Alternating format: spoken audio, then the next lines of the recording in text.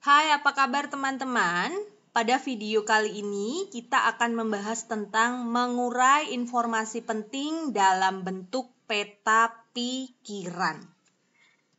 Video ini dibuat untuk materi pembelajaran kelas 5 SD, mata pelajaran Bahasa Indonesia. Mengurai informasi maksudnya yaitu menyampaikan informasi atau menjelaskan informasi penting yang ada pada teks. Yang pertama, kalian harus ketahui definisi informasi penting. Definisi informasi penting atau informasi penting adalah informasi atau pesan pada teks bacaan yang dianggap penting dan harus diketahui oleh si pembaca. Nah, informasi penting itu adalah hal-hal penting yang harus kamu ketahui dari teks yang kamu baca. Lalu bagaimana cara kita menguraikan informasi penting? Ada dua cara dalam menguraikan informasi penting. Yang pertama yaitu dengan melalui kalimat dan dibuat dalam bentuk tabel. Jadi kalian membuat kalimat, kemudian pertanyaan dan jawaban dalam bentuk tabel. Lalu yang kedua adalah dengan menggunakan peta pikiran. Tentunya kalian masih ingat apa itu peta pikiran? Peta pikiran adalah merupakan suatu cara mencatat kreatif dan efektif yang disajikan secara ringkas. Peta pikiran ini bisa disajikan dalam bentuk cabang seperti pohon. Nanti kita lihat seperti apa contohnya. Yang pertama, ini adalah contoh informasi penting yang disampaikan dalam bentuk tabel. Yang kedua, ini adalah contoh informasi penting dari sebuah teks yang dibentuk atau disajikan dalam bentuk peta pikiran. Lalu selanjutnya, bagaimana cara kita menentukan atau membuat informasi-informasi yang akan kita sampaikan atau kita cari tahu dari sebuah teks?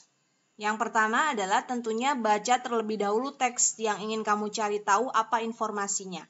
Baca dengan seksama, setelah kamu membaca, tentukan ide pokok setiap paragraf. Tentukan ide pokoknya, cari kalimat intinya, lalu tarik kesimpulan ide pokok dari paragraf tersebut.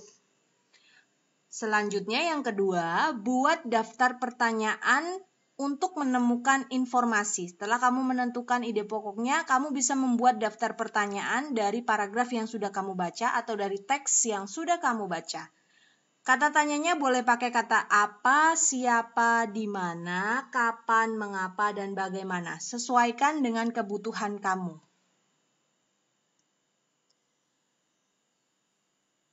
Lalu di sini saya akan memberikan contoh teks. Teksnya berjudul Upaya Mempertahankan Persatuan dan Kesatuan Bangsa Indonesia.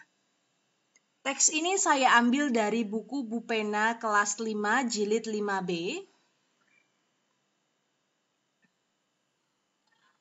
Ada dua paragraf. Paragraf pertama, sebelum peristiwa Sumpah Pemuda, semangat persatuan bangsa Indonesia sudah terwujud melalui munculnya organisasi-organisasi nasional.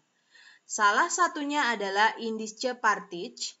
Indische Partij atau disingkat IP adalah partai politik pertama di Indonesia yang didirikan oleh Dawes Dekker, Cipto Mangunkusumo, dan Ki Hajar Dewantoro di Bandung pada tanggal 25 Desember 1912.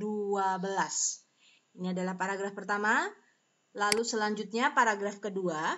Indische Partij berani mengkritik pemerintahan Belanda dan menuntut kemerdekaan Indonesia.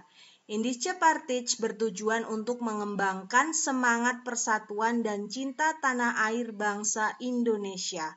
Indische Partij juga menjadi pemersatu bangsa Indonesia karena anggotanya berasal dari beragam suku, ras, dan agama.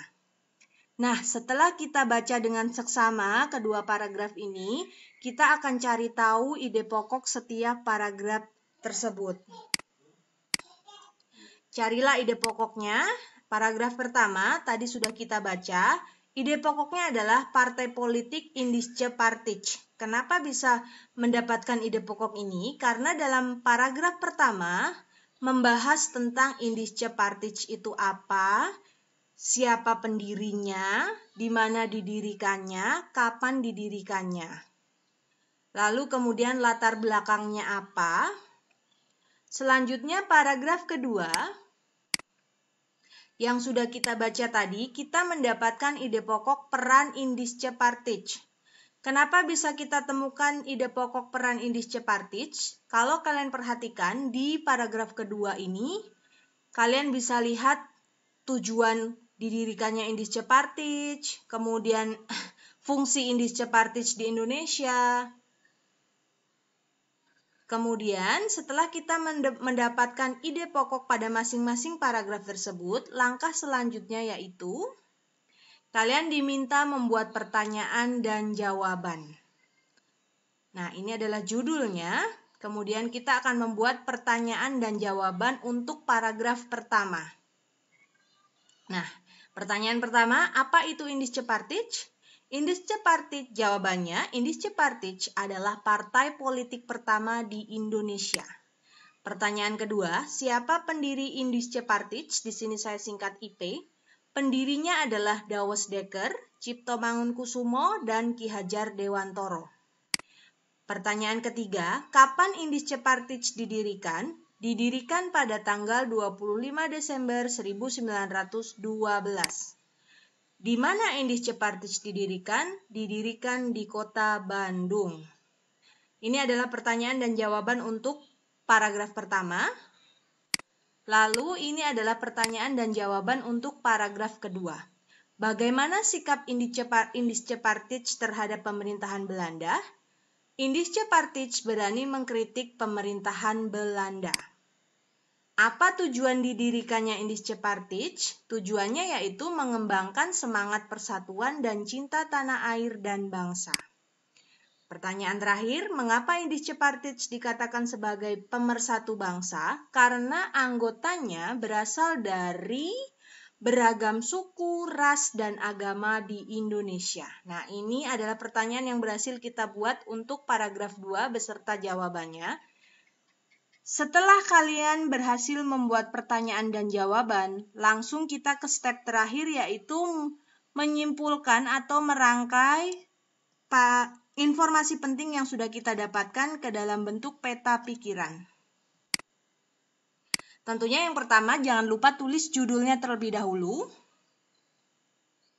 Bentuk peta pikirannya boleh terserah kalian. Di sini saya membuat seperti ini.